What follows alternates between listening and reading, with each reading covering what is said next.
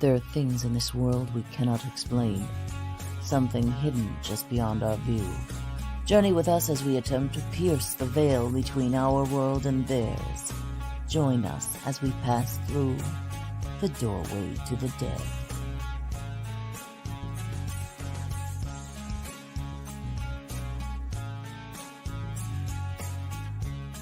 Join us at WLFE-DB.com for upcoming shows and so much more.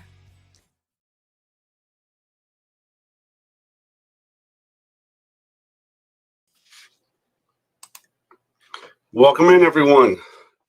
I am Dave Haney, 1/4 of Keystone State Paranormal Society, and this is Doorway to the Dead, a 2-hour interactive live show on the WLFE-DB network. We are live on Facebook, YouTube. The audio will get uploaded to Spreaker, and you can check out the podcast on iHeart, among other places. Sorry we didn't have a show last time, 2 weeks ago, but it was Halloween and all, so we had some things going on. We hope everybody enjoyed their holiday, and we hope everyone's doing well. And Jim should be joining us shortly. At least he said he was going to. So, we can hope. Welcome in, Holly, Sabrina, and Sandy. Tonight's guest, when he loads in, we're going to bring him in. There's a friend of ours that we've known for many years. First introducing ourselves to him at the Gettysburg Battlefield Bash a few years back. And this guy is an author, a producer, an investigator. He's done books on everything from his very first book, which was, what was it called?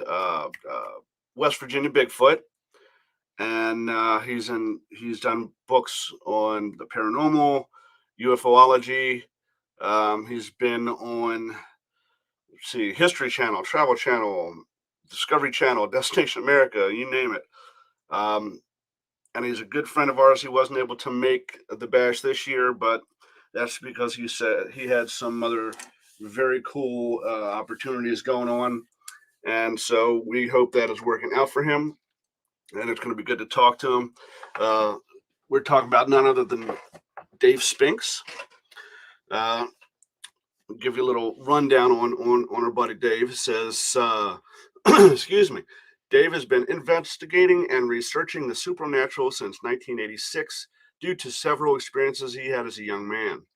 Since that time, he has conducted several hundred investigations in the U.S. as well as Europe. He served in the U.S. Air Force for 8 years and went on to work as a federal law enforcement officer, retiring in 2011.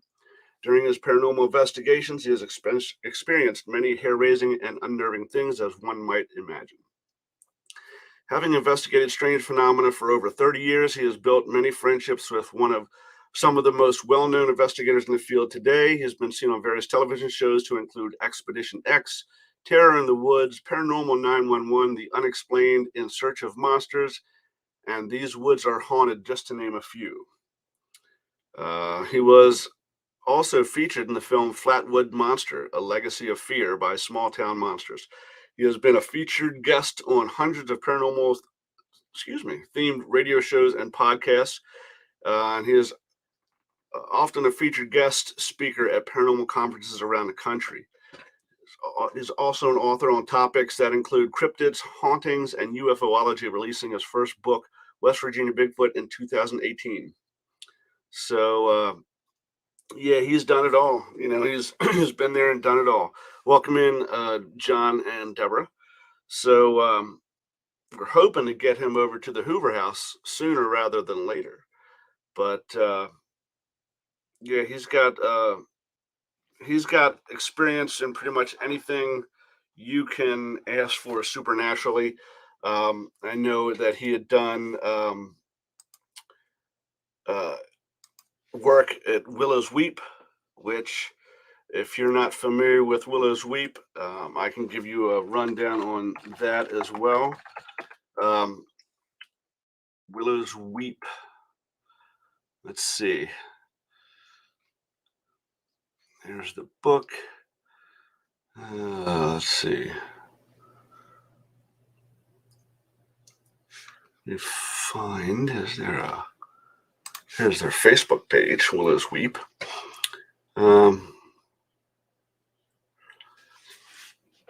As of July 17th, and I haven't ever seen this before, but Willow's Weep no longer will be available for anyone to investigate, as the house is just too negative in nature, and on top of that, it needs major repairs over the next few years. It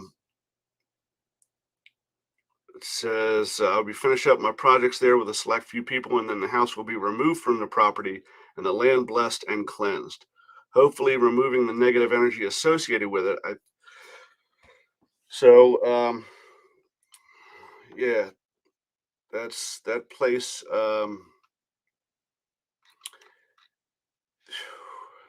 I've seen lots of stuff on Willow's Weep, and it's built in the 1800s. This haunted house is unlike any other that you ever see or experience.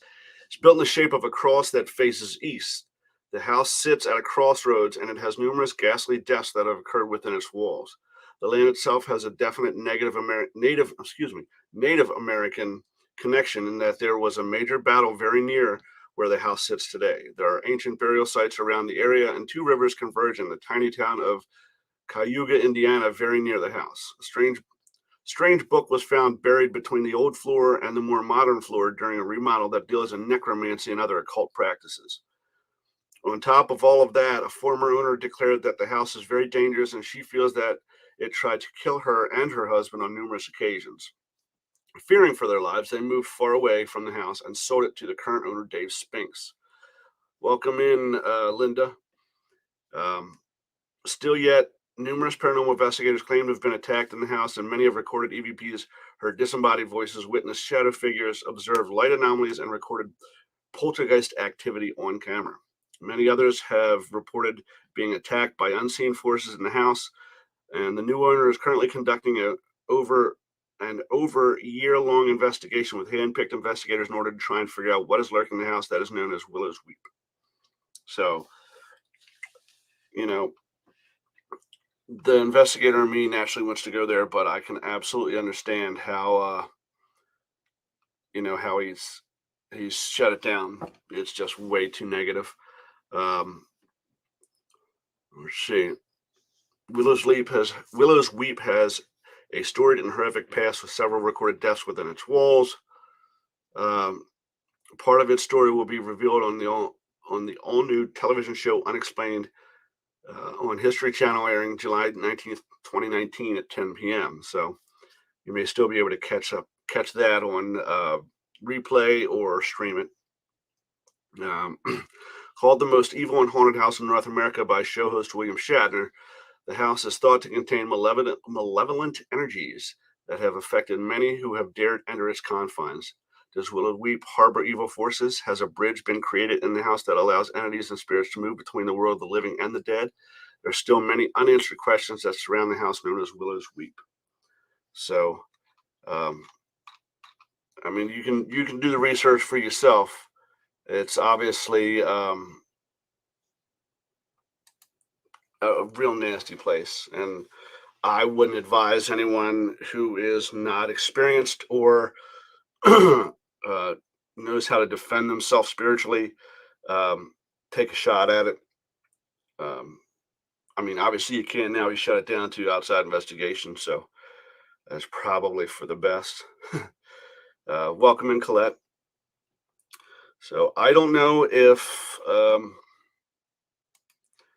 Jim and our guest forgot to set their clocks back, or if they set them forward by accident or whatever, but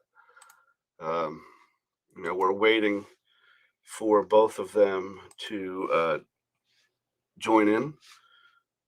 So let's see if we can get a hold of them.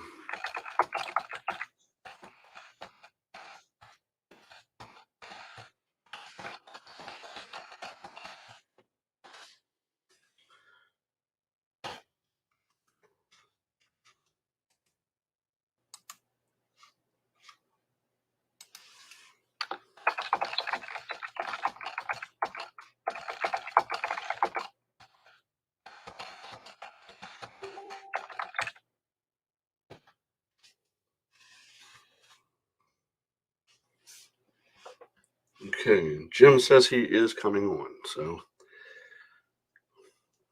see how long that takes him.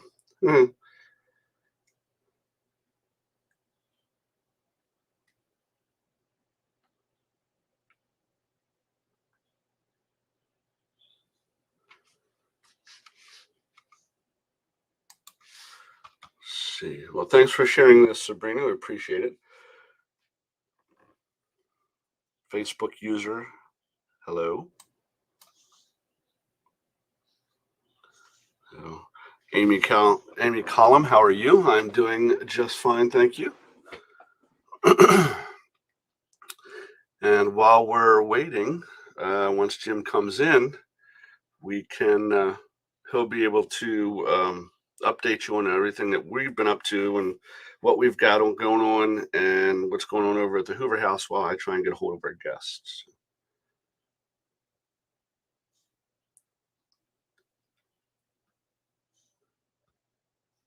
It has been a long time, Amy. I'm glad you were able to make it back.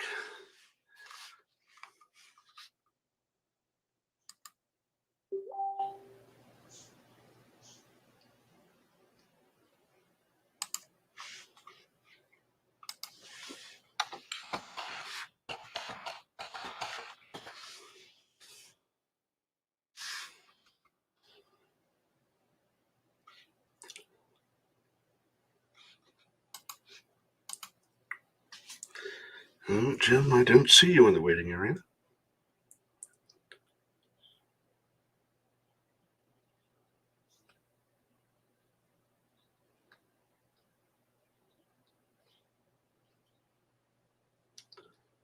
Oh, this is not going as I planned.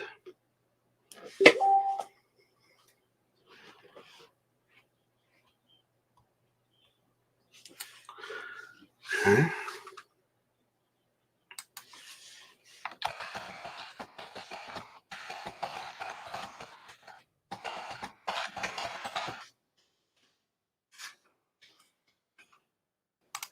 I'll try and send that.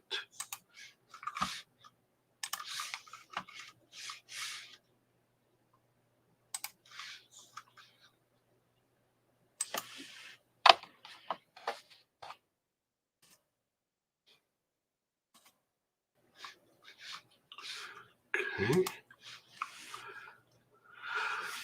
Holly, Wendell, life is topsy-turvy right now.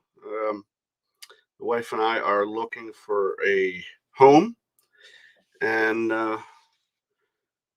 it's just been very crazy right now. There's Jim. Hey, partner. Yes. How you doing? Good, good. I'm trying to get a hold of Dave Spinks, so if you could keep the listeners occupied and let them know what's going on with the Hoover House and with us and everything. Yeah, glad to. Hello, everyone. Down here in Florida, we're in the an area just south of Daytona Beach called New Smyrna Beach, and some really neat stuff going on down here.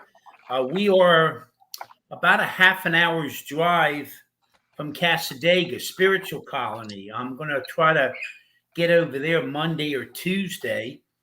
And for anybody who's familiar with Lilydale, Casadega was created from Lilydale. There were a number of people who wanted to get out of the cold of New York, so they came to Florida and created Lilydale, Casadega. So it's full of spiritualists and psychic readers, tarot cards. You can a number of buildings, and there's a whole lot going on there. There's a very neat hotel there that has accommodations, and one can stay there. Oftentimes, now in these spiritual colonies, you never refer to the spirits as ghosts, just as a word of warning. They're always referred to as spirits, and their take on those energies is quite different in several ways. And I think they're probably more on point. So anyhow, Casadega's here. They actually have now, which hopefully I'll get into. They actually have like a museum and stuff now with a lot of haunted articles. And also in that same area, maybe 15, 20 minutes away from Cassadagan, where I'm at, there's also a neat town called DeLand, Florida. And the downtown district is undergoing a lot of neat renovation. And we were over there the other day at an antique store, 3-story antique store. And the lady was really nice, come out, was telling me all about the spirits on the property. And she had me checking out a couple of things, and I was picking up on a bunch of the energy. So the people are very warm and inviting, and they have in DeLand, it's called the Haunted Antique Store, and they were actually hosting a ghost walk through DeLand, the major old court systems there, the old jailhouse, number of buildings and stuff. So there's a lot to attract people who are into spirits and the and into that thing. So we happened to do a session last night. We had friends down here who have done a session with table tipping with us before at the old Lookout House, and we've been down here searching, trying to find a table with energy. So far, we haven't been successful there. But anyhow, so they had family and all over, and we had a real active session last night. I'm a little trashed today from it, actually. Wasn't able to get much sleep last night, but I guess we had about 6 or 7 spirits that came through of various intensities and a couple animal spirits and everything else. So that was a pretty good session. And as a matter of fact, I might have a smaller session over here this evening when we finish the broadcast. How did the things go with the chili at the Hoover House yesterday? Actually, I think Jenny's pizza chili won. So she beat Pam by just a few points, and Pam had done a white chicken chili. Steve, I think, came in last actually, and I was the winner because I got to eat all of them. There you go. And then I think this weekend coming up on Saturday, we have a Civil War event with some encampment guys involved with encampments and things like that. Am I not right? That I don't know. Yeah, I think she's got it posted on the 1912 Hoover House. I don't think we've told her. I think, because this is rather recent news. Some really interesting news to report on with the Hoover House. The town, as we've often said, has been very receptive and open to us and helped us in so many things, and that continues. This past week, in going down to the public library, it turns out that the controlling factors on the library and that are very much into the paranormal, and they didn't even realize Pam and Steve were. So they're all talking, and as a result of that, she was saying that she thought that Waynesboro needed the return of the old ghost walk. It's been about 10 or 12 years since they had a ghost walk, and the gentleman who ran it back then, by the way, that's a bird in the office room I'm in. I have a bird. I'm not exactly what kind of bird that is, but no one's being tortured here. But anyhow, the librarian were telling Pam and Steve that the town really needed the return of the ghost walk. Well, just so happens the man who ran that had given us his materials, and we have been expanding on that. And we've even had some interesting contacts there, and we hope that this upcoming spring we'll be bringing the ghost walk back into Waynesboro, along with sort of a history tour as well, which highlights a lot of the events connected with the Underground Railroad in Waynesboro. Waynesboro was very active in that period of our history. So, in following through on that, turns out she mentioned that the library itself is actually quite haunted. And she has asked us to do an investigation there. And I guess determined on what we come up with and everything else, very good possibility of starting to have some public investigations at the public library in Waynesboro. And that building currently houses the original grandfather clock that came from the Hoover House. Eleanor had given that to the town of Waynesboro. And I guess that's where it sort of wound up. It's still operational. And I guess as long as we're going to be in control of the Hoover House, that grandfather clock's going to be on display back at the Hoover House. So that's sort of neat. But we've had two really interesting investigations with the antique store in town, and that both of them were very unique and very different from each other. And then now it looks like we might be adding the public library investigation, depending on what comes out there. So, we should have a lot going on there.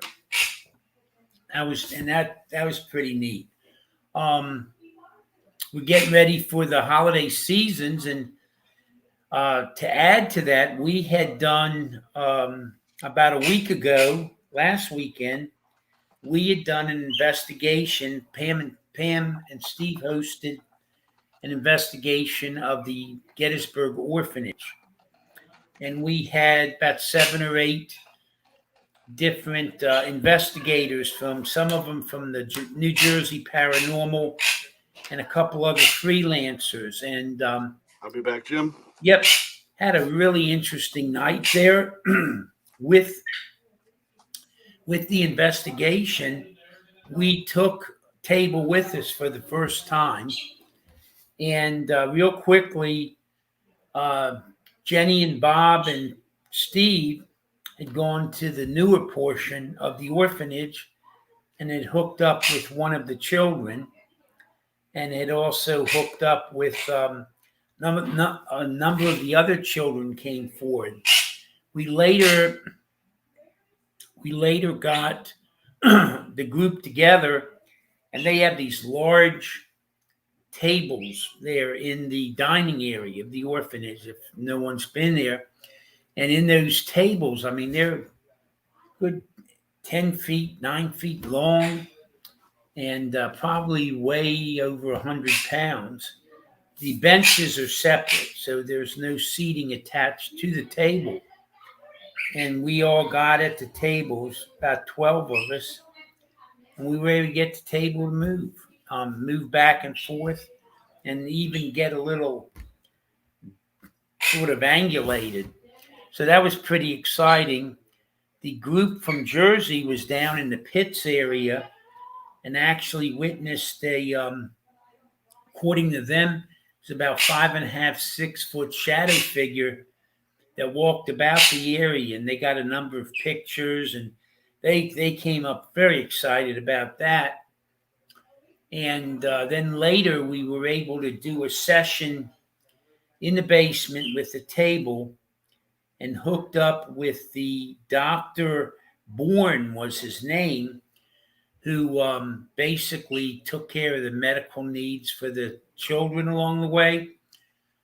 We don't really have a good record as to the extensive nature of Dr. Bourne and working with the woman who is running the orphanage. And so,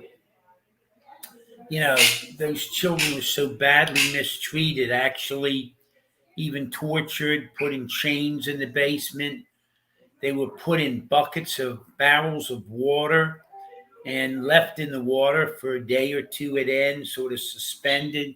So there's a lot of hideous things done to the children as a form of discipline or just plain punishment and just sadistic nature. So with all of that, Dr. Bourne, we think, was at the very least complicit at times. Don't know if he really initiated anything, but Dr. Bourne was a native to Waynesboro. He grew up and was raised there in town, and his house still stands. And he went to Philadelphia for medical school and then came back to practice at Gettysburg. So we hooked up with Dr. Bourne's spirit. He had not crossed over. And, he was rather repentant about his actions, although he wasn't specific on anything. But we had hooked up with him. But a roundabout way, what I'm getting to is in all of this, we had about 15 children from the orphanage who decided they wanted to come back with us for the holidays, for Thanksgiving and Christmas, to the Hoover House. And they did. And the next day, my sister was doing a session there, and they got a bunch of the children's names.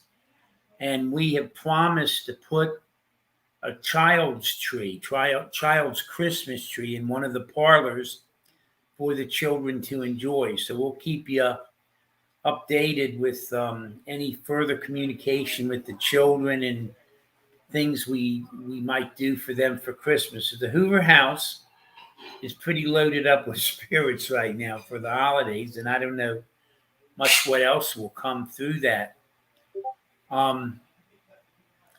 Another incident I'm going to relate. This was sort of interesting. This is within the last month or so. We had a visitor spending the night one night, and he was a gentleman who had some business in town. And so he got a room. Well, earlier in the day, Pam had discovered in the rafters, some of the U's up there in one of the bedrooms, a pair of white shoes. These shoes dated back to the 20s, 30s. And she had found them up there and had taken the shoes down and had shown Steve. Well, Steve was a little suspicious about why a pair of shoes would be up in the rafters. So anyhow, he was doing some checking and trying to find what information he could get on that. When this gentleman had booked a room, happened to be the room where the shoes had been found. That night, Pam and Steve were awoken by the cries of this man screaming to get off me, get off me. So they went to the door and knocked on the door. The door had been locked. And the man came to the door, didn't open it, but upon inquiring, he said he was okay. So anyhow, I guess he got back to sleep and there was no further goings-ons. But in the morning, he awoke to find all of his clothes strewn about the room, claimed that his wallet, while nothing had been removed from it, his wallet had actually been transferred to another pair of pants. And anyhow, in parting that next morning, he told Pam, he says, "You might have ghosts in this house," to which we got a pretty good chuckle. We hadn't discussed any of that with him, but needless to say, the shoes were returned where they were found, and I'm happy to say that we've had no further incidents of the spirits bothering anybody in that room. So, and that's been pretty filled up the last couple of weeks. So, I would say if you're in a house and you find a pair of shoes hidden up in the rafters or whatever, it might be best just to leave the shoes there. There's evidently I guess it's an old time remedy for keeping the spirits at bay. Have you heard from Dave? I have. We're gonna have to reschedule with him. Unfortunately, he's got a sick kid. He thinks his kid might have COVID. Oh, great. Yeah, so we're gonna reschedule with him. He said he wants to do a full show and he wants to do a good show. So rather than come in late and have to get cut off and running back and forth, Sure. we're just reschedule with him. So Okay. Well, um, yeah, that's fine. yeah. Now I do know the next show I believe is what, the 28th? Is that what it is? Or the 27th? Yeah, no, be the 28th. And I believe, if I'm not mistaken, we have, let me see. No, it's a 20. Yeah, it's a 28th. And if I'm not mistaken, let me confirm. I think we have a special guest that week as well. And I think it is Sam Baltrusis. Yes, yeah. So yeah, that's going to be a good one. He just finished up his documentary they did up at the Lizzie Borden Bed and Breakfast with Dave Schrader and what's his name? Not Sean Austin, but it's another one. Chris Fleming. Which I actually watched on Prime. It was fantastic. He is a very gifted medium channeler, and I mean that one was frightening, actually. Oh, I'll have to check that out. So you say it's on Amazon Prime? Yes. You remember what the name is? I'm gonna look it up for you right now.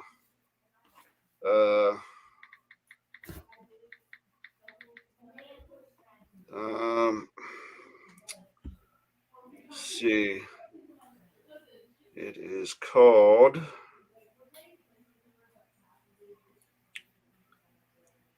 The Curse of Lizzie Borden. Curse of Lizzie Borden. Yes. And it is fantastic. Like I said, they had some very cool stuff going on, and they did an automatic writing session.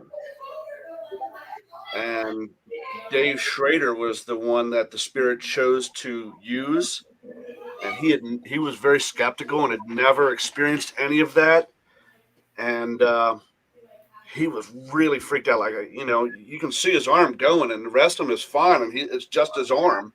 Right. He's visibly shaking and scared, and I don't like this. I don't like this. So, yeah, it was pretty spectacular. So, I'll definitely have to check that out.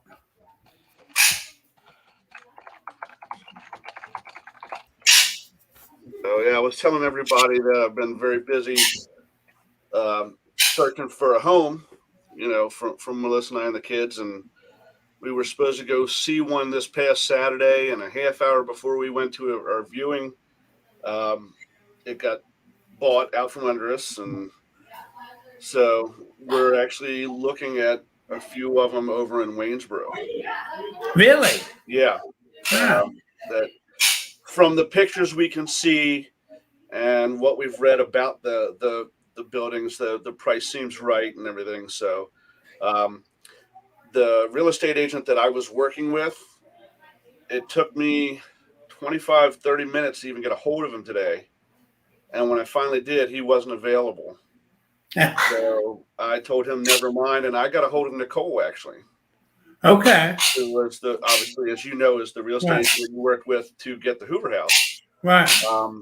And gave her the addresses of the places that we're looking at, and we're going to arrange viewing with her instead. She seems, and she couldn't do it today because she was at doing a public showing of a house. So she was all booked up today, but obviously it's someone we know and trust. So we'll see what we get. Yeah, My, I had. By the way, I have James the table with us, mhm.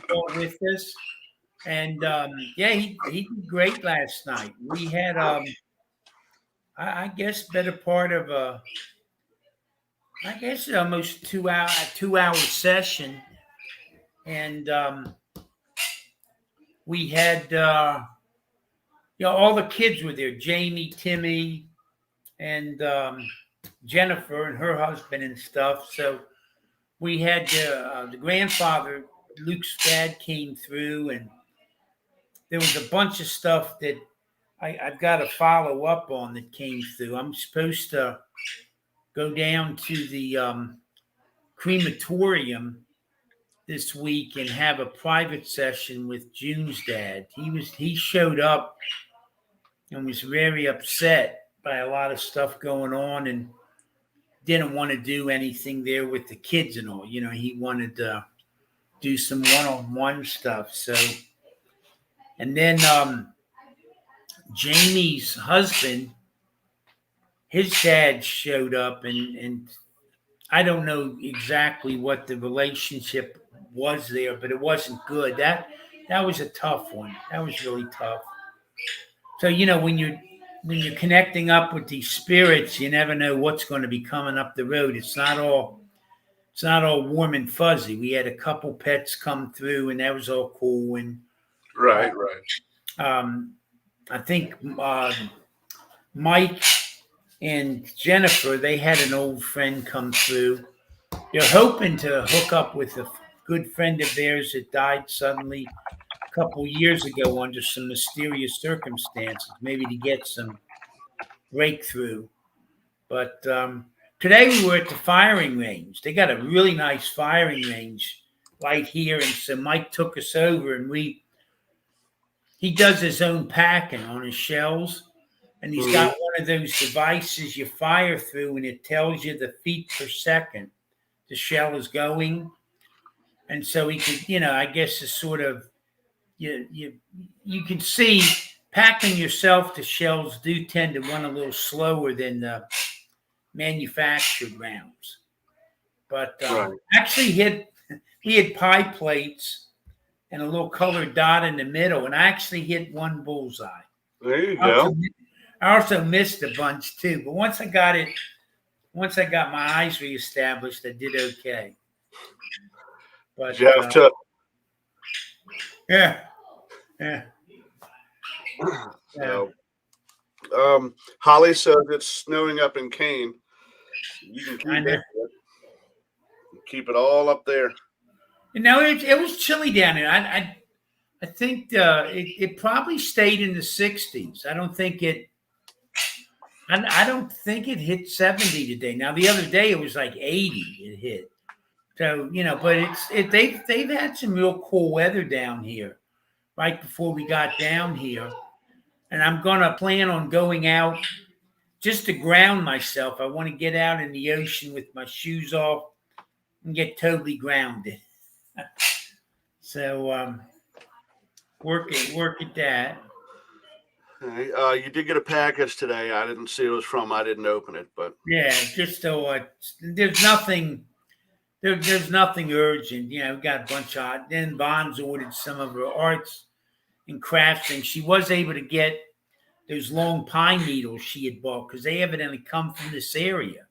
right. So we were able to find those, and well, you could really just right in this area, you could be really filled up with the land area with the with all the spirit energies and stuff. Matter of fact, we're over at Mike and Jenny's house tonight. She made a fabulous dinner for us, and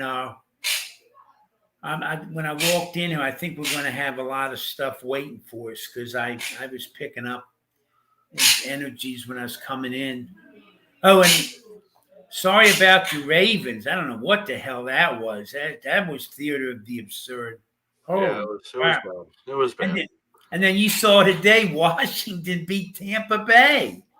Yeah, and the Patriots destroyed Cleveland. And Pittsburgh tied the Lions. No, they didn't have Roethlisberger though, right? He was Right. out with yeah. Yeah. But That's crazy. so that actually helped us. Yeah. So wanted to get your opinion. Um, I've long said that the equipment we use during investigation is mostly for my purpose. Like, I need it to understand what's going on, where it's going on, how things are happening, that type of stuff. As you find that your senses are becoming more in tune with the spirit world, do you think your opinion on the use of all the equipment has changed at all? Well, I think the big thing is the really nice thing about a lot of this equipment is basically can be used to certify what you're experiencing. Right. That's and so in a way, it's sort of a means of self-testing, which is nice. The other thing is, let's face it, you can go down there. I mean, I'm sure you can see an entity or whatever, but you can't convey that to someone else. Right. So, matter of fact, it was interesting. I got some of these, the cat balls, and last night while we were doing the table session, I had a couple spread around, and sure enough, one time when the action was pretty heavy and that cat balls were all going off and actually rolling around on the floor. And there was, nobody had touched them or anything. So that was interesting. I see Linda Burden. I hope Linda had some surgery this week. I had a cataract surgery, so I hope she's seeing again and feeling back to snuff. But yeah, so I mean, well, yourself, we got a lot of equipment we never really use. If we had a couple more people, we probably would. Yeah. But, we're sort of with a limited number of hands. We sort of grab this or grab that. I don't know that I've seen anything come on the scene within the last year or so that you just have to have. We both enjoy the GS2, and we've had some neat experience with that, but sometimes doesn't seem to hold up as well.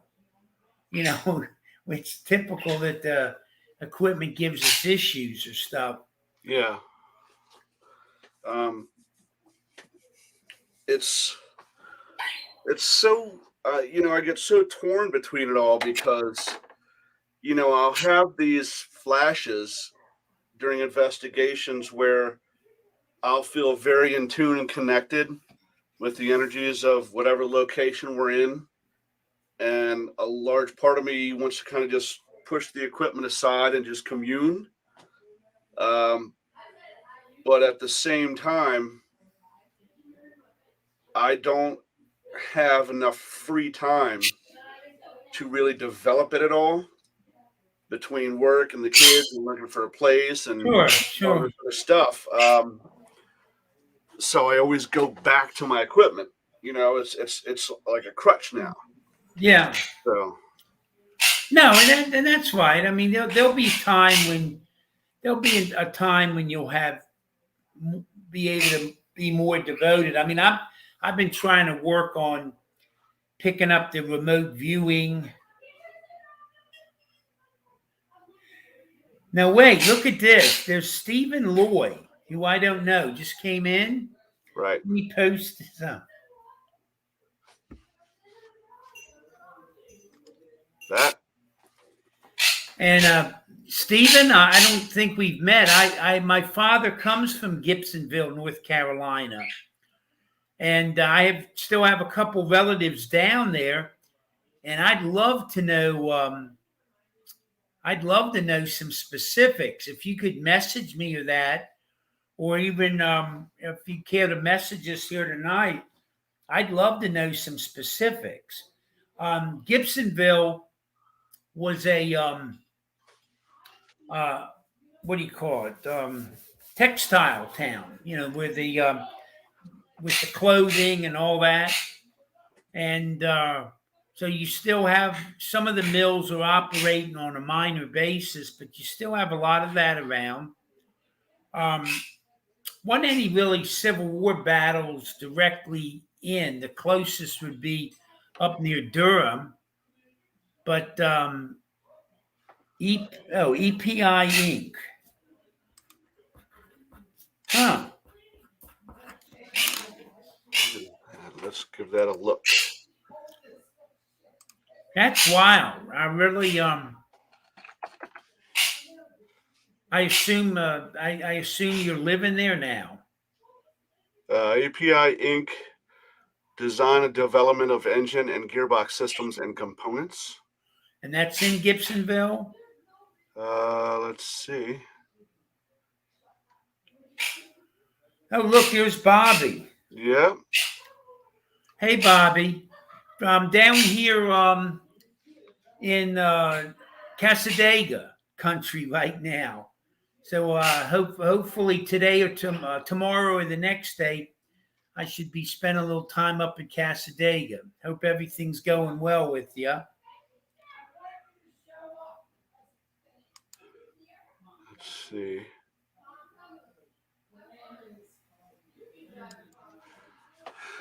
It doesn't really say, so I don't know if this is the right one or not.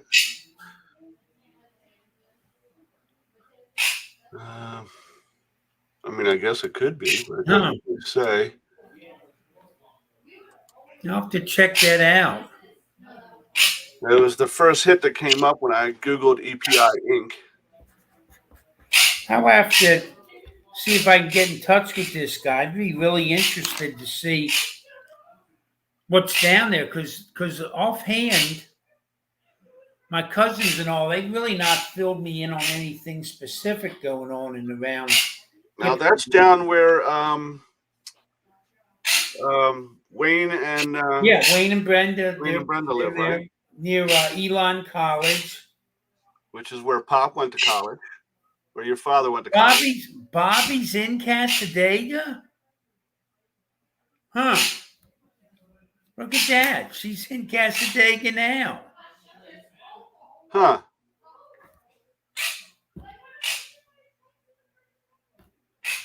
I thought she was up in Lilydale. She may be getting to the warmer climate. Engineered Plastics. No, that's not this place then.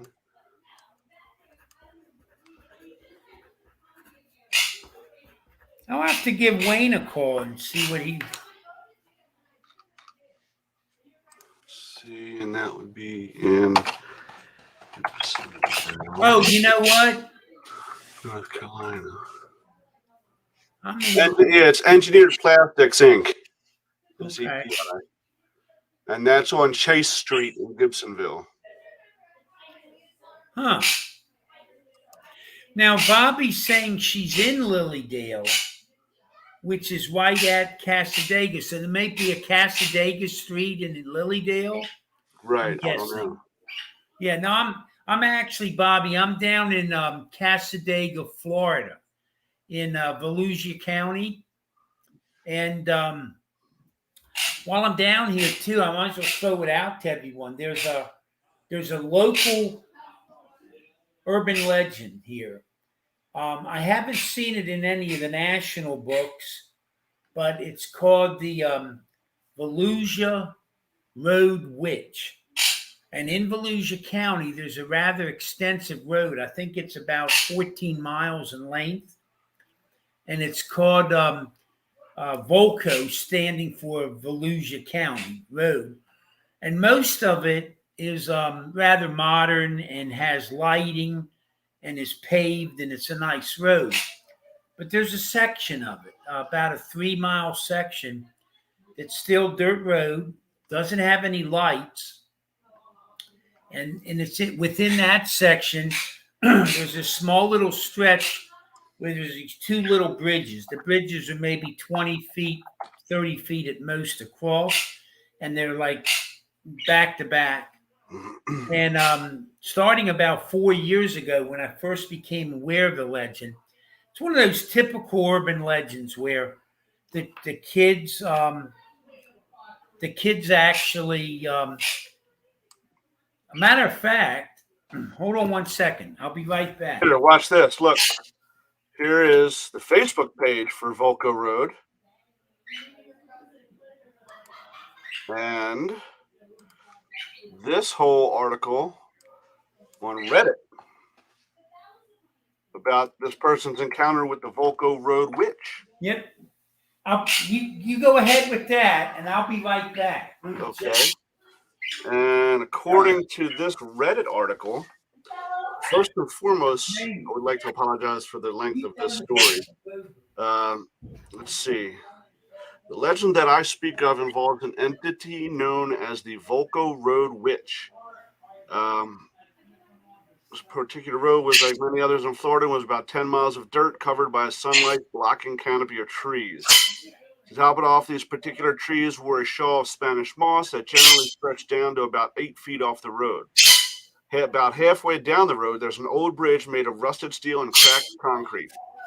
As the legend goes, back in the early days of American settlement, a woman was kidnapped and taken to the creek where the bridge now stands. She was raped repeatedly by the gang of men who had brought her there before being murdered and dismembered. The tale states that her spirit now haunts the road, seeking vengeance on any males that dare travel down the road, and to make matters worse, it is said that if you stop in the middle of the bridge at night, you can hear the woman's tortured screams. Now, when I went there, I ran a phasma box, and it came through real clear, please investigate. And the first time I went there,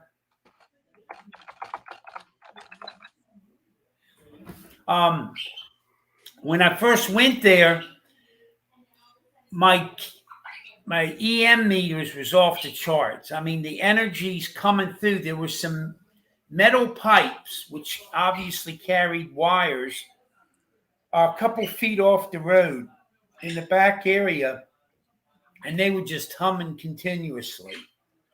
So I'm saying, well, obviously with all this EM force, something's can be going on. So later on, when I returned there on another trip, there was none of that going on, but it was obvious that there'd been a lot of animal sacrifices. It's sort of swampy area on the outskirts of the road. And it was obvious there was a lot of animal sacrifices and some not too neat stuff going on. So I've picked up some really interesting bits and pieces where I can't discard it as just, a spooky looking place. Another thing is, within about a half a mile of that bridge, there's been 7 or 8 fatal wrecks, like in a span of a year and a half. So there's a lot of fatal wrecks occurred there. Those little makeshift graves. What I've got tonight, the house, we just had dinner, their older daughter, Mamie, when she was in high school, her and some friends did the Volco Road. So she's going to be coming in and joining me shortly and relate her Volco Road experience. Okay. I'm just reading the story on this Reddit article that I shared. Okay. So apparently this guy goes there with a couple of his friends. See, what I could hear was standard sounds for one. Is there another chair in here? No, it's okay. Here, get there. So this is a good friend. This is the daughter of a good friend of mine, Mamie, and she lives down here outside of New Smyrna Beach. Technically, what is Edgewater, Florida. And the Volco Road is how far would you say from here? Like maybe 15 minutes. Okay, so it's about 15 minutes. It's right next to Jamie's house. If you follow that road across from Jamie's house, that spits you into Volco. Okay, so we're about 15 minutes from where we are, And while she was in high school, right, Mhm. she go ahead and We tell would just them, all go out. tell and, them what like, you heard, or what Yeah, the you kids know, talk about. from like when we were all younger, we would always hear about like the Volco witch and how they would, she would come out like at certain times of the night or whatever. And we were all like, oh, well, yeah, right, like whatever, there's no way. So we all went down there one night and, we were doing probably what we should be doing. And we're just sitting there and we all like left to go to a gas station, came back, and it was not even 5 minutes. And there's just a pig just like cut smack in half, like right in the middle of the road. Like there was nobody else there because our other friends had stayed, but we all had our headlights off and everything. We were like, so we just got the heck out of there. But like, I guess I don't know like the origin of it, but I know it's a thing. Like in Oak Hill, like you go to the Volco witch place and you can sit there all night, and like some nights she'll come, some nights she won't. There's also a little, I just found out about this, but there's a little like troll house over there, like little like almost like a congregation of like tiny, what am I trying to say? Like, Now this is in that area. yeah, it's it's a like dirt right. road. Mhm, yeah, it's like you go over a bridge, and that's where the witch stays. Right, is under right. the bridge, and then over the bridge, probably like a quarter of the mile up on your right, there's these little like troll houses, and there's little like, it's almost like it's a big cavern, and then there's littler rooms, I guess, in it, but they're all like natural made, and then there's smaller little surfaces and like little, I don't know what I'm Okay, trying to so say. there's an area that Yeah, they where think it looks like things live, but like not humanly. Well, did you know the first habitable. time I did that, I was telling them I had my ghost box, Mhm. and it's telling me, please investigate us. Yeah. And the last time I went, which was probably before all the COVID, Yeah, it was like 3 years. the since animal we've been. sacrifices everywhere. Everywhere. I'm Just telling off of you. the road. I mean, Everywhere. it was And they're not like like, sickening. it doesn't look like they've been hit by cars or No, anything. no. It's like a smack cut straight in half. Like it's the craziest thing. It's crazy. And so, from what I'd heard, now there's a local blog site they have, and I was checking it out. And a lot of the kids just, I went there, nothing happened, Yeah. blah, blah, blah. But there's some kids that went there and got the piss scared out of it. It's scary, man. Like we were like I said, maybe gone for like 5 minutes, and our friends had stayed, and they like, when we got back, we put our headlights, and we were coming back, so we saw it, and we were like, did you guys see this? And they were like, no, like we didn't even see the pig come across the road. And I was like, Now, tell me if I'm wrong, but from what I was reading, I guess one of the entry things is people like to stop on the bridge, turn your lights off. turn the lights off, the car engine off. And then I think you flick your lights 3 times or something. There was something to do to like get her to come out. Yeah. And then a lot of people on the blog site said when they go to turn the car back on, it has a problem. It has an issue. And I was telling them the first time I went there was, I guess, I don't know if I was looking east or west, going that way. Looking one of those. But on the right hand side, there were these poles, metal pipes. Yeah.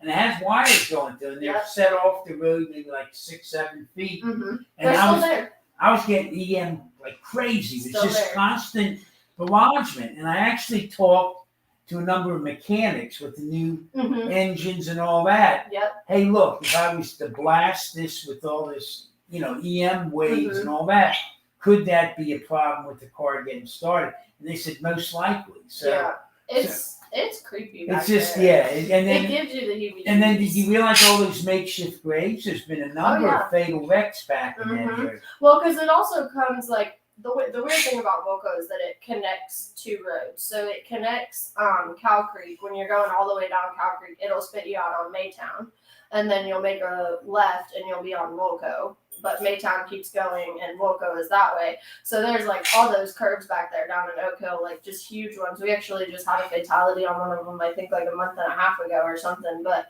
a lot of people, like, even when I would drive down there, you wouldn't even be putting your foot on the gas, but your car would be accelerating. Like, it was weird. Just something. It was weird. You just felt. Yeah. Felt. It was like. Strange. The hair is on the back of my neck. And I'm assuming that's still. I mean. Yeah, people still do it. People still go down there. I mean, not so much anymore. I've been there, seen what I need to see. Yeah, I actually I need to see. Just know, from what I've observed, and then like I said, I know that I haven't been down there. It's a little scary. I've been observing it during the daytime and stuff, but Nighttime at like I think a lot of the time it happens between like 2 and 4 in the morning. It's like that weird, like right in like the very, very dark. Like there's no, and it usually like, I think somewhere I read that she doesn't like to come out like on full moons because people expect it or something. Like she seems to be kind of spiteful from what I've read about her. Yeah, and it seems to be targeted at men. Mm-hmm. Yeah, it's weird. Like I think you'll have to read about the animal sacrifices because I want to say most of them were male animals. Like I don't think there's been a lot of I didn't even females. realize Yeah, that. like because I know with ours it was a male pig when we got back and we were like, "Whoa, that's weird." But you might look into that. And wow, that's cool. Yeah. I had not heard Yeah, that. because a lot of my friends, a lot of them just still sit down there and they're just like, So what I'm basically saying, I don't have any hardcore evidence. Oh, it's a thing. But it's a thing. I'm telling you, Dave and I have investigated a bunch of these crybaby bridges and other stuff, and you can see where it's like, oh yeah, this is scary, or you get certain thing. I can see the atmosphere, but Volco Road, I think there's something not right. Right, it's just not right. I've never, and the weird thing is like you can't find any history on why it's like that either. And it's only, for some reason, it's only known locally. I haven't seen it in any really, how these ghost stories get disseminated. Yeah, it's crazy. It's creepy. Well, thanks so much for coming in. Say it. Thank you, Maggie. That's appreciated. So we have an eyewitness account. I'm good, huh? All right. So we have an eyewitness account to some of what I'm saying. Yeah, there's quite a few different pages that make mention of this type of thing. Here's another one that I've been reading.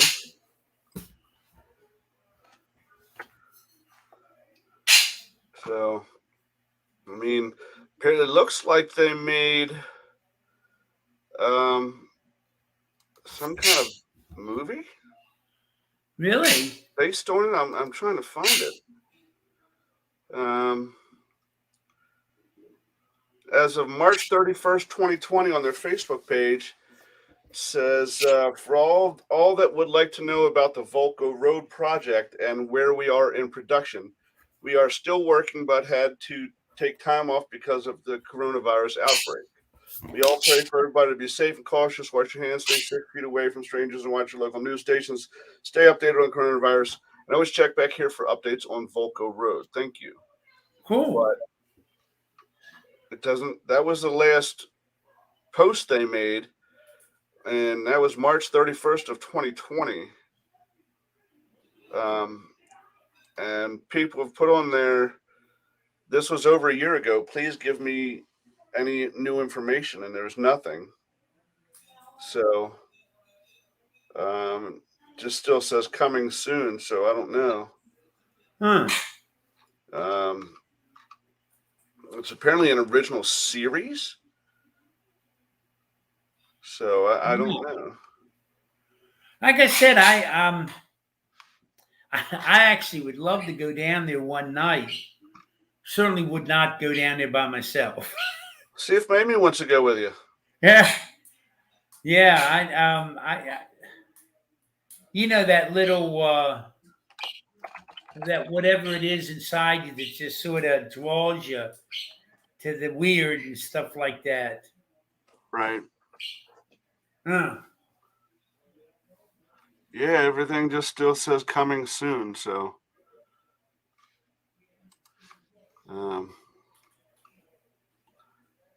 yeah, I don't know. Maybe they just ran out of funding and didn't finish it, or I don't know. I'll have to dig into that more and see if I can find some names or something associated with it I might be able to get in contact with. Yeah, maybe. Yeah, now see that's the first I'd heard that those animals were males. I'm sorry, I missed a lot of that while I was researching it. Yeah, evidently Mamie's saying that those animal sacrifices and that pig that she works with animal rescue and all that. That pig they found sliced open and all, they were all male. Okay. And the Volco Road witch. Oh, it has a problem with males, right? Because she was abducted and repeatedly raped before being murdered and dismembered. So yeah. So, I didn't know that association with the sex with the animals as well. Yeah, it just it don't feel good down there. It's just something. All right. Well, let me go ahead and we'll do our commercial break. And then when Okay. we come back, we'll get back into it. All right. Sounds good. WLFE Digital Network is now on digital television. If you're into ghosts, Bigfoot, UFOs, and the creepy, then WLFE has a TV channel for you, Paranormal View. Watch all of your favorite WLFE video talk shows on one channel. Shows like Paratalk Radio, Step Into the Paranormal, Skeptical Help Bar, The Creepy Parlor, and more. Looking for something else? Do you support the LGBTQ plus community? WLFE has brought all of their LGBTQ shows like Inside the Drag Closet, Everything Yet Nothing, Across the Pond, and Rainbow Soul all into one place. A new TV channel called LGBTQ Friends. The third channel is a Variety Unlimited. Here you'll find a wide variety of talk shows you know and love, like Just Cindy, Card Pulls and Coffee, Real Talk with Nom, The Bipolar DM, Meet the Author, and Movie Review 5. The best part of watching these shows is that they're all available to watch at one location, one website, WLFE-DB.com.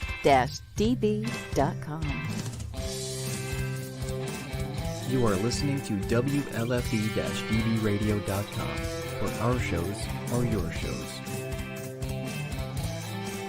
Listen to the WLFE-DB podcast, available on Spreaker, Spotify, and iHeartRadio. Check out shows like Paratalk Radio, Inside the Drag Closet, and Step Into the Paranormal. Now, on to your favorite podcast app. This is Dominic Santasero with Real Talk with Dom. You are listening to WLFE-DBRadio.com, where our shows are your shows. Hey guys and dolls, this is Casey DeVille, the better half of DeVille Inc., Baltimore, Maryland. If you're ever in Baltimore, stop in and see me and Tony. Invisible Bree, 5920 Eastern Avenue, Baltimore, Maryland, 21224. Give us a call if you're in the area, 410-400-9641, or look us up on the web at DeVilleInc.com. DeVille Inc., where we specialize in you.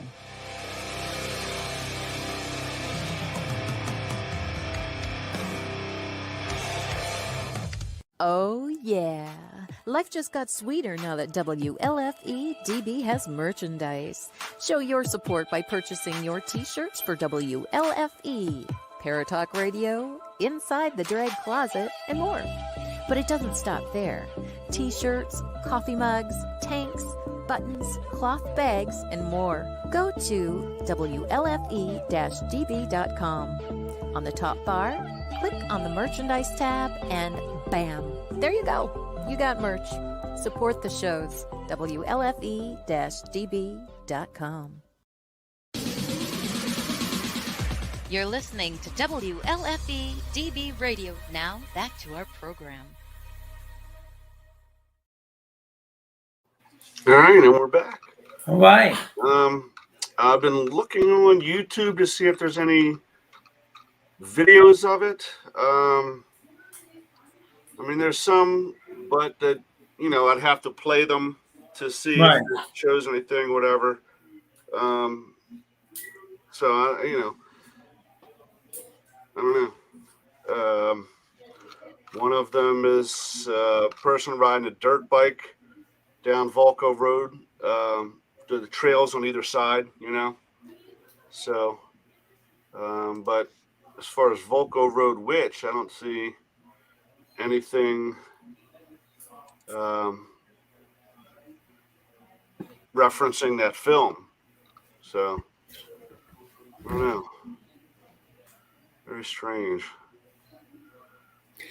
We have this area also has got a section of it's got a lot of other interesting urban legends. There's a section of Route 4 here, Interstate 4. Um, it's called like the Devil's Highway, and just an extraordinary high amount of fatal wrecks and everything in that period. And there's all kind of interesting stories about that. A number of years ago, Daytona Beach and New Smyrna Beach are about, I guess, about 17, 18 miles apart.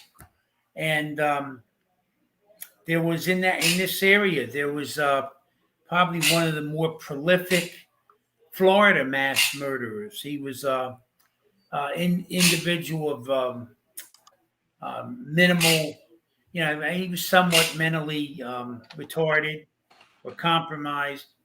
And he was a dishwasher and worked at a number of the restaurants between the two, and was eventually found guilty and executed here in Florida for his crimes. But there's an area that I've worked through before where that was pretty noticeable, and I picked up some real interesting stuff on recording and whatnot. So, if I'm not mistaken, not far from there also is the stretch of road in the bar where one Eileen Warner's used to absolutely yes operate. Yeah, I've passed that place several times. Absolutely. Yep.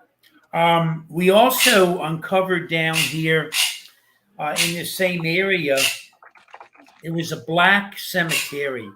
It looks like the earliest burials took place in the late 1800s, and they were burying people there through the 40s or 50s. And it looks like when they put in a local airport, they broke the cemetery up, and it fell into pretty bad disrepair. Nobody was taking care of it, and the growth sort of creeped up on it. So when we first found it, that was quite active. We were getting a lot of very interesting recordings and whatnot there here in the Edgewater area.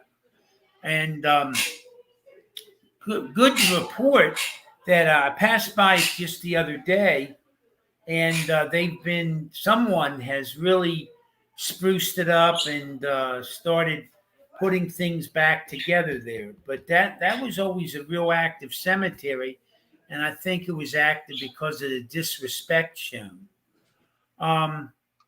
Might be interesting to talk about, and I still have to call Steve Hummel about that chair, at the antique store. Yes. But I'm going to throw it out to our group. We did 2 weeks ago. We had another investigation at the antique store there in Waynesboro, James and Jess. And they had a chair. There was a small chair, probably meant for a child. And the chair had been built and was in the home of a gentleman named William Hummel.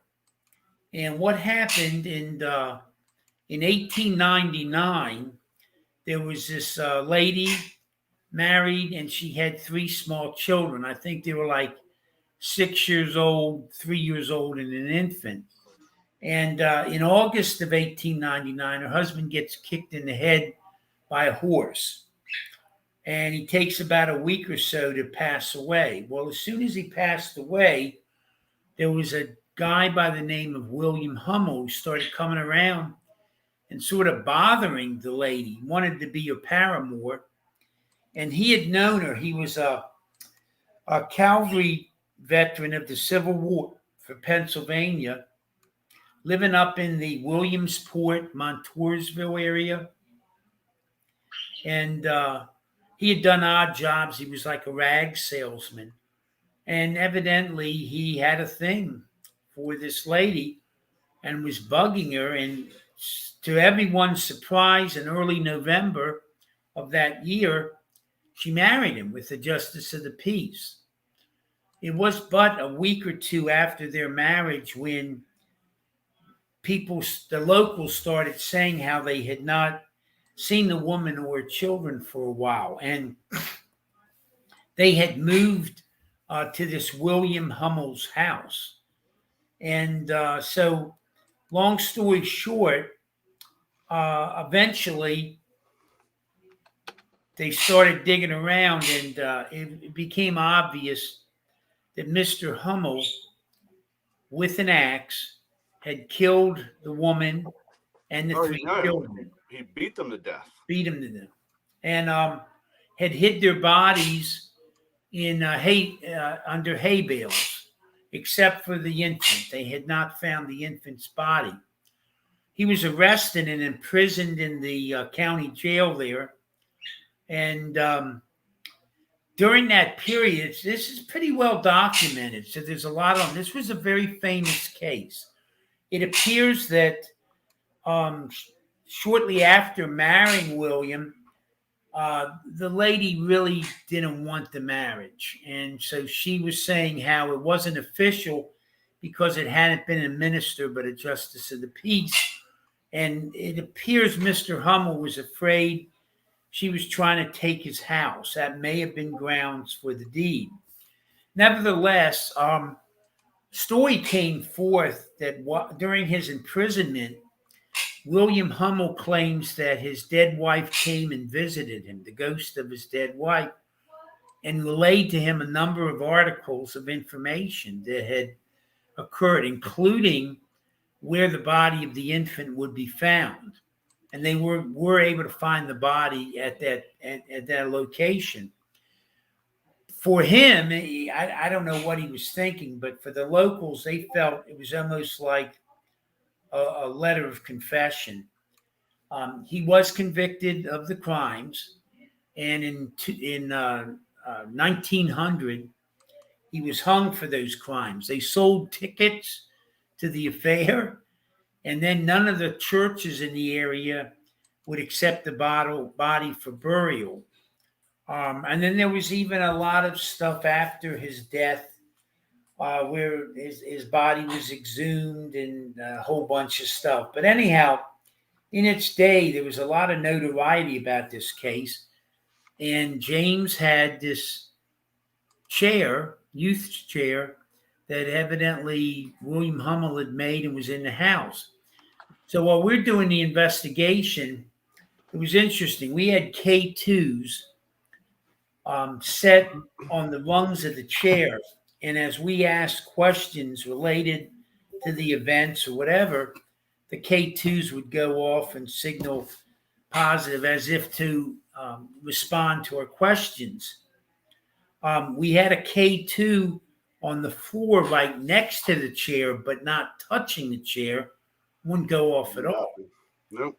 And later, we had brought a table. We were trying to connect with some of the spirits in the antique store. And I think we were using Charles at that time. And Charles would not let the spirits come forward because essentially he was telling us there was a malicious spirit present and he was protecting us. And so we weren't able to connect with any of the spirits that night, but we felt relieved that Charles was protecting us. Oh, yeah. Yeah. So that was sort of interesting. So that we both, I know Dave, myself, are psychic. Haley, we had Haley looking in with us, and she was getting a pretty strong read on everything. Yeah, and she was actually supposed to call back during our Facebook Live and didn't because that energy affected her so dramatically that our live feed was done by the time she got her bearings straight. So right, but she had keyed in on a youth about 5 or 6. She had keyed in a lot of rage and anger, and she also agreed with Dave and I. We did not feel that chair should just go to anybody's house because it could pose an issue for them. Threat. So we're in the process of talking with Steve Hummel and his Museum of the Afterlife, and he has a lot of haunted and very powerful energy-wise relics, and we just sort of felt that's really the proper place for that. Yeah. For that chair where it really couldn't hurt anybody. And so we'll probably try to negotiate a deal for it. and then Dave and I try to neutralize it somewhat before we take it up to Moundsville to the museum, because we're a little concerned about transporting it up there and our ability to get up there safe. But the only problem with that is, are we then putting some poor UPS or Amazon driver's life in peril? Yeah. So we'll figure it out. We'll pray about it and talk to the tables about it and see what would be the most appropriate. But I guess both. I don't want to speak for you, Dave, but I guess both of us sort of feel that you got to be careful in the antique stores, because a lot of these pieces have energies, and it's you don't know what you're getting from what piece. So you may think that you're getting a little girl who was so attached to her doll that she stayed with it in the afterlife, but that little girl is actually attached to another toy, and there's something malevolent attached to this doll. You never know. So yeah. unless you have the people that can read into this stuff, it's probably ill-advised to take home anything that does have some kind of energy attached to it, unless you can get someone who's like I said, who's gifted enough to read into it and tell you what you're getting. Yeah.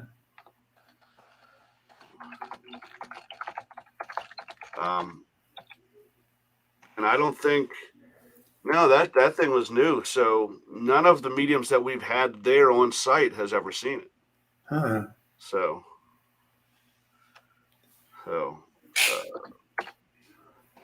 but we did take the Betty doll, if I'm not mistaken.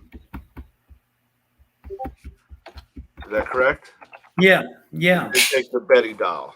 Yeah, that's Which still that still baffles me, that there's an old woman who did not like children attached to this doll. I don't understand that. And I sort of had a weird experience. We got a lot of energies from this doll. She has a very sweet, disarming face, and didn't feel anything bad about the energies. But anyhow, we decided to take her to the Hoover House.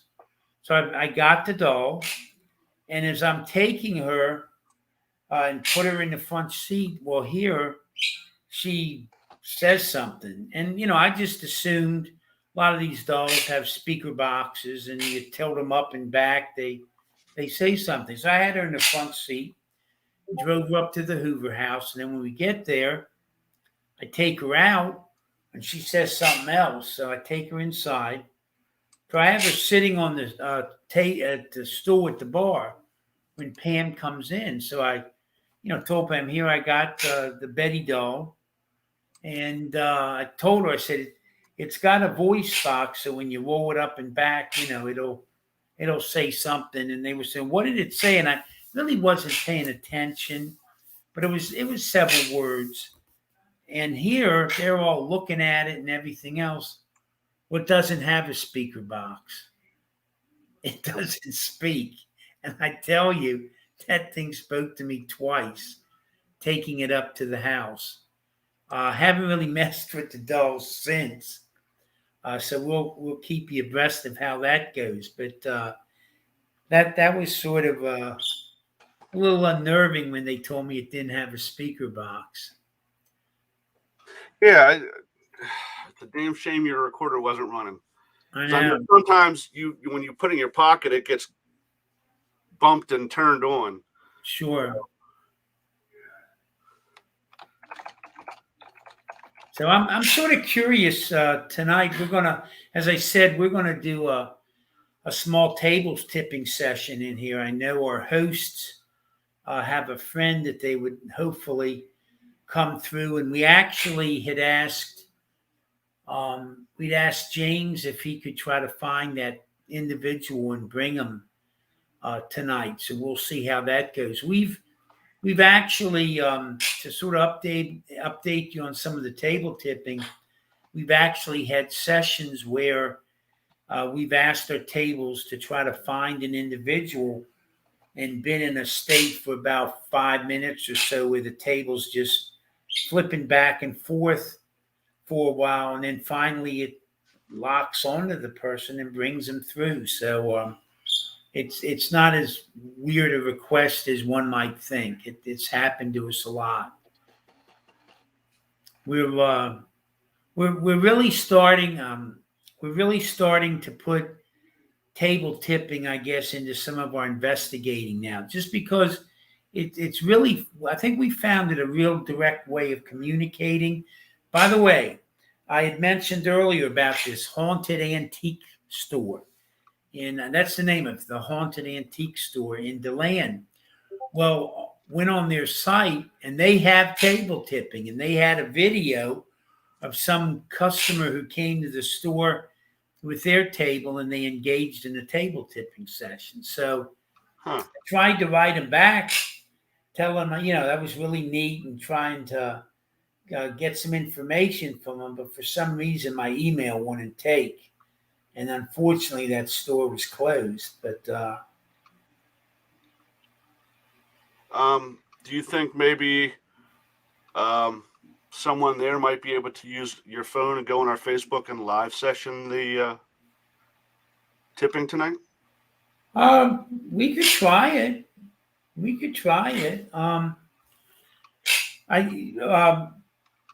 I probably have to get you to, let's see, I think I got about 70-80%. Yeah, I'm sure maybe Yvonne could even do it. Right. Well, I'll get in touch and see how we to do that. You just open Facebook, Okay. go to our page.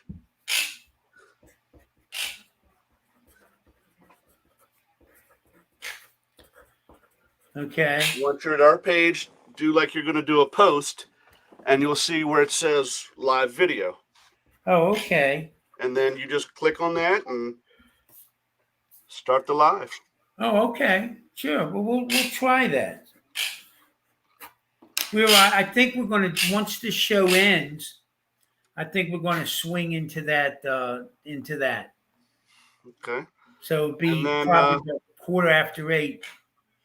If you can convince Mamie to go with you to Volco Road, make sure she goes live for that too. Yeah, that would be good. So at least if something does happen, we have your last time you were seen. Been gotten by the witch. Yeah, huh? It's been last week during work, it was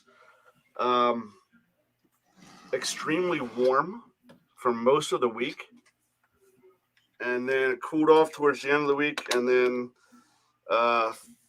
yesterday it was downright cold. I mean, I think the highest I saw yesterday was like 44. So it was pretty damn cold. It's been pretty cold, huh? Yeah.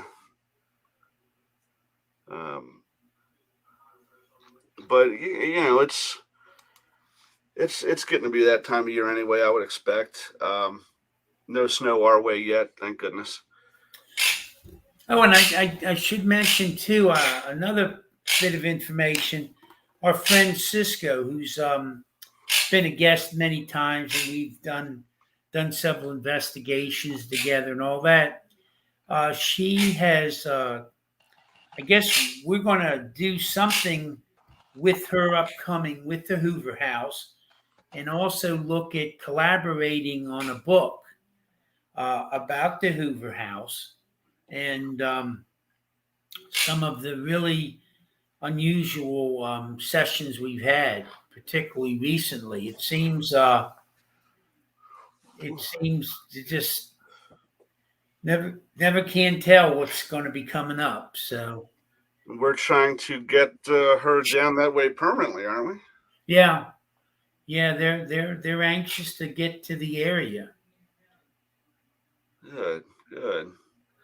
Now we And we just got to work on a certain Mr. Simpson. Yes.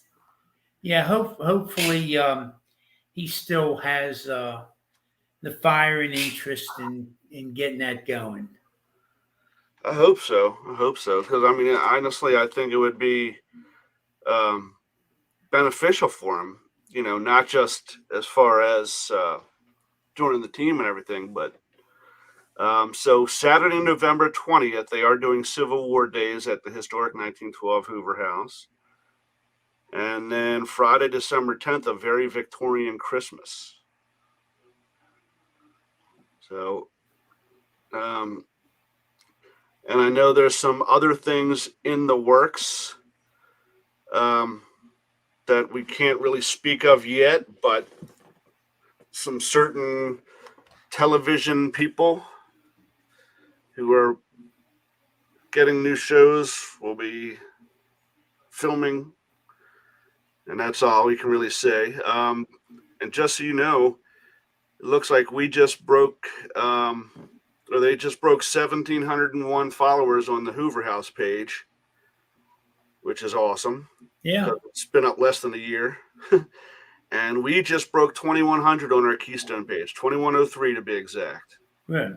So we got 2,103 followers. So thanks to everybody who clicks that follow button to check us out.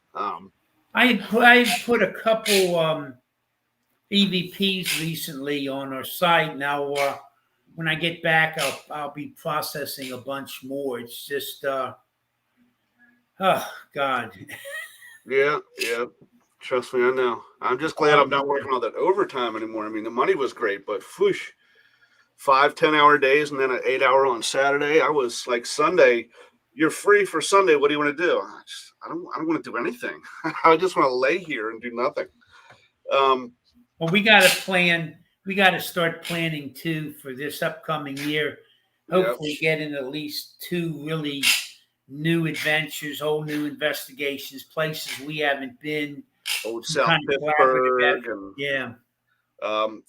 There's one that's not too far from us.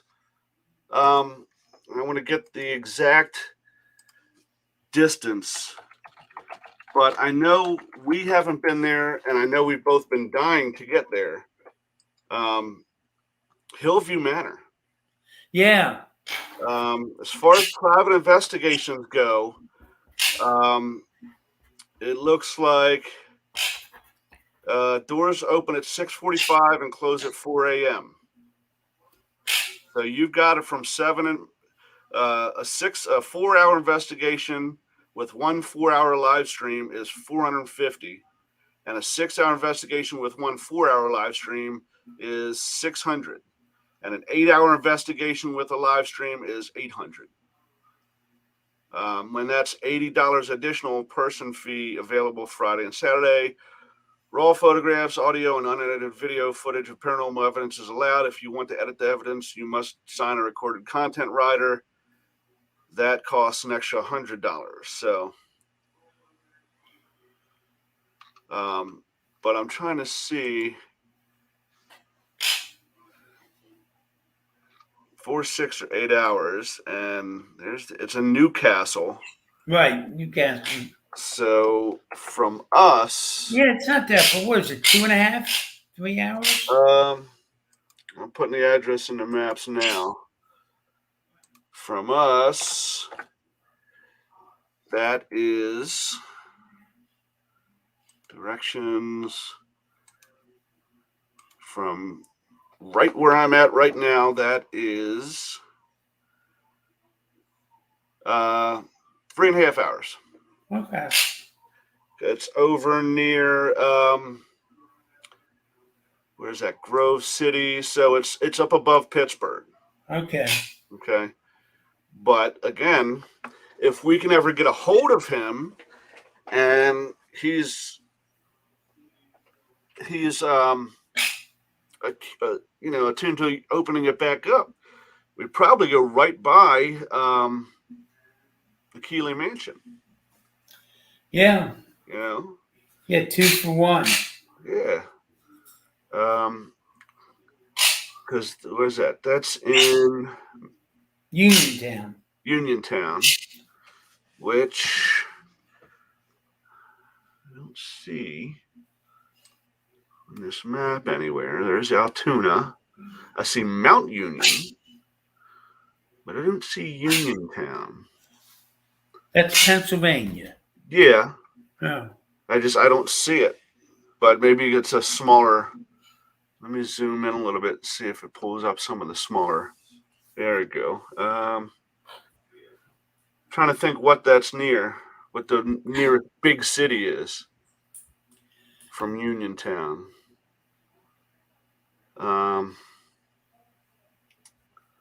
There's State College. There's Altoona.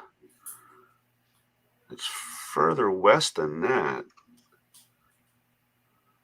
I'm trying to think what is the nearest big town.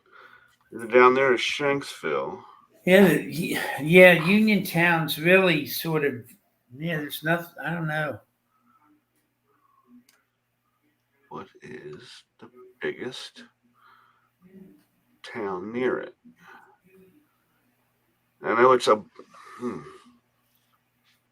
maybe it's down here and I'm just looking too high. There's Shanksville. There's Pleasantville. There's Breezewood. Oh, there's Somerset. Should be. There's Johnstown. It's north of Johnstown, right? Right. Yeah,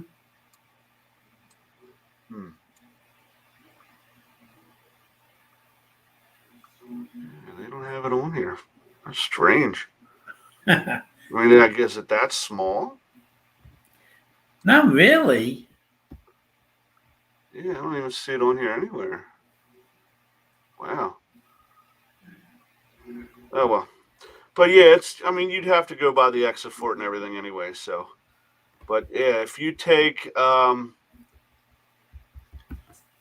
route with tolls is I-76, there's 3 hours, 26 minutes. If you go 30 and then I-76, it's 3 hours and 34 minutes. So it's a little over 200 miles. So Now, like Tara goes, PA has too many towns. That it does. Have you been to the Moonshiners Church? I have not. I know. Where is that located? I do not know. But we can Google it. Let's see.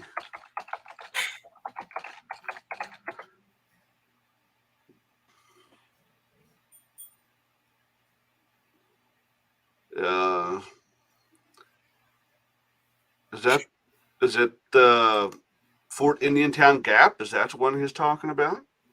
It's in Weird, USA. Haunted Moonshine Church in the Blue-Eyed Six. Yeah, that's it. For such a small place, Indiantown Gap in Lebanon County seems to have a disproportionate serving of local legend. The place has not one but two sets of apparitions associated with it. In addition to military vehicles and tanks, the Army base at Fort Indiantown Gap houses a green and white church called Moonshine Church, named after Henry Moonshine, who was born 1760, died 1836, who donated the land. An old log church was built on the site next to an acre of land. Henry Moonshine had designated the acre as a free burial land as a memorial to his son, who died at the tender age of 14.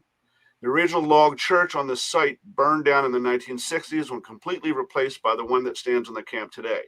And while it's not a smart idea to stroll onto military camps, but those who have peeked into the church say they see dead people walking around the place.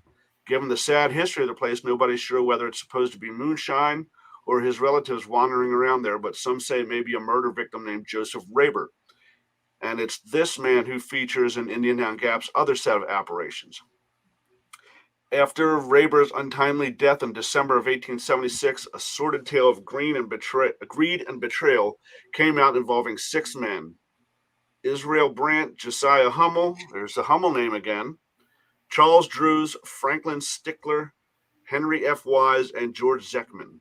During the trial, a reporter noted that all the defendants had blue eyes, and so history remembered them as the Blue-Eyed Six.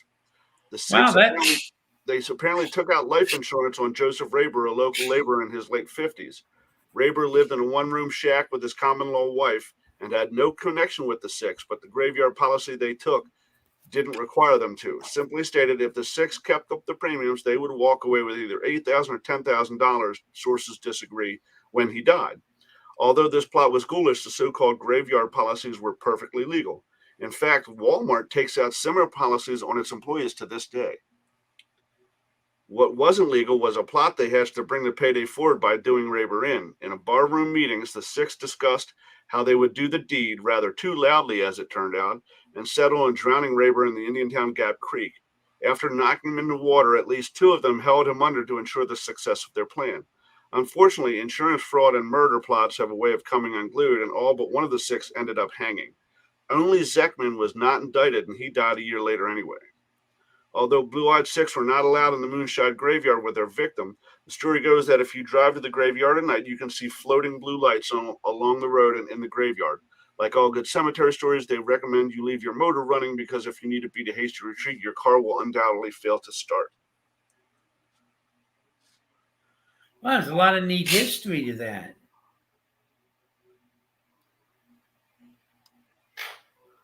And Chet, look at this. Yeah.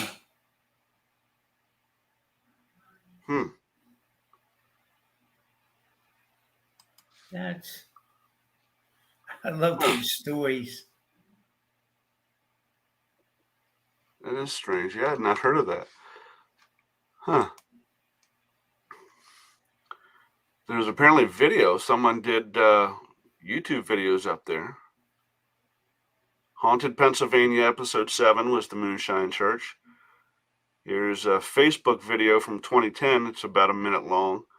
And then a YouTube video that's about 13 minutes long. So, cool. It actually has its own Facebook. No, that's in Jonestown. Never mind. It's a different one. Huh. Very strange. But that's great because, Indian Hound Gap's what, hour and 20 minutes? If that? Yeah. Something along those lines. So, yeah. He said a co-worker told him about this place. So he went and checked it out. Yeah, we're going to have to sit down and set up some trips for this upcoming year. So I think we're both in agreement that one of them has to be Old South Pittsburgh. Yeah. If you had your say, what would be the second one that you really want to get done as soon as possible?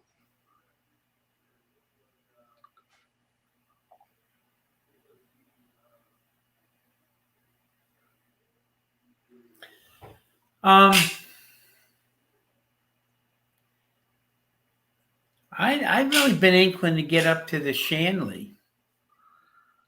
Okay. That's too bad you're in Florida because Danny and Lawrence are doing it on the 15th. I know. So, Tomorrow. I couldn't make it, but I think the one for me is going to be Trans-Allegheny. Well, that's one I probably should do sooner than later because it's so big. I don't know if I'll be up to being able to do it. You know, that's so big. Let's see what exact size we're talking about here. In West Virginia, which directions from here? Just under 4 hours, depending which way you go. If you go I-68 west, it's 3.5 hours. If you use 70 and 76, it's 3 hours, 52 minutes. If you use 30 to 68, it's 3 hours, 42 minutes. So the slowest way is 3 hours and 22 minutes.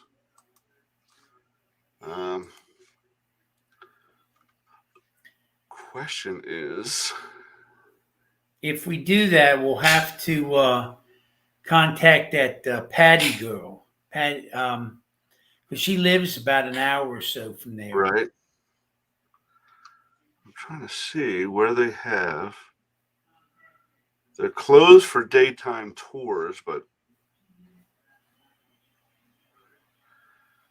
I'm trying to see where. Events, maybe? Oh, I don't know. I got.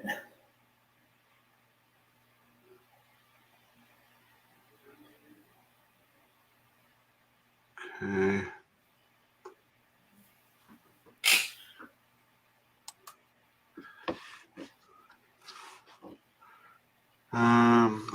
It just talks about their tours. It doesn't say anything as far as reserving it for. Well, Steve. Oh, here we go. Here we go. This is public. Private ghost hunts are 8 hours. $150 per person, minimum of 10 people. It can be either provide your own insurance, which must state additional insured, Trans Allegheny Lunatic Asylum and Joe Jordan, or we can provide insurance for just $250. Jesus. I know it's pricey. I don't know. You know, Steve supposedly knows the owner net. He might be able to finagle some kind of deal. Steve Hummel? Yeah, no, Steve Barry. Oh, really? Okay. Yeah. Well, while I'm on Google, let me pull up. Speaking of Steve Hummel,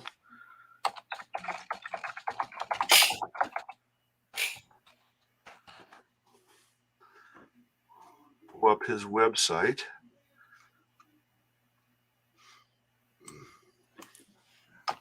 Post that for anybody who's interested in checking it out. Let's see. Been on Travel Channel, Destination America, Ghost Asylum, Wall Street Journal, Annie's My Ghost Story, Haunted Magazine UK, Paranormal Quest, everything. So, looks like in September, it's in Cameron, West Virginia. I don't know how far that is from Moundsville anymore, but looks like you got something new. They did a live video on the September 7th of him opening a new package. So,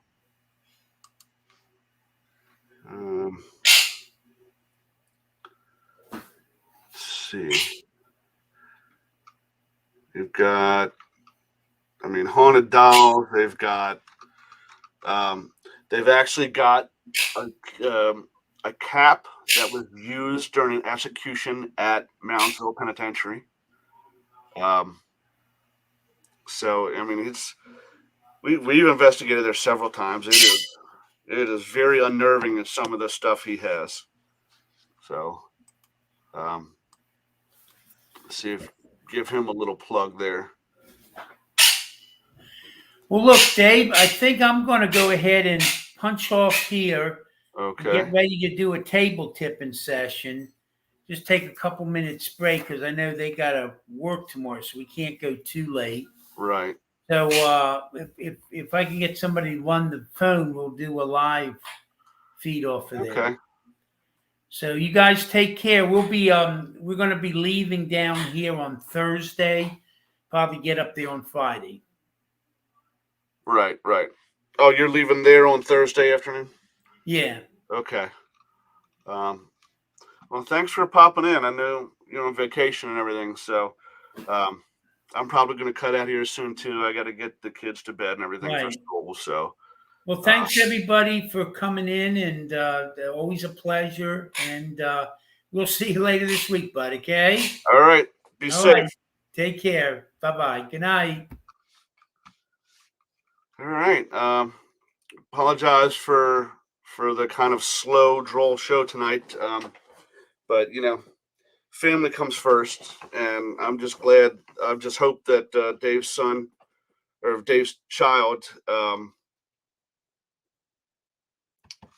feels better soon and has a positive outcome. I don't want him to be. I don't want anybody to have to go through that, especially with a child. So hopefully that turns out okay, and we'll reschedule and get Dave on here another time.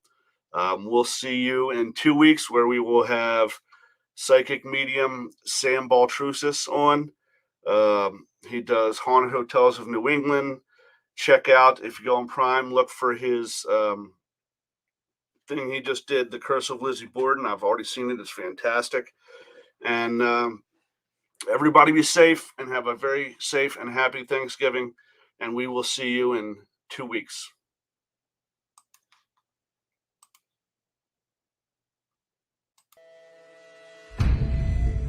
Thank you for joining Dave and Jim on Doorway to the Dead. Catch us next week right here at 8 p.m. every Thursday as we open the door to paranormal discussion and more.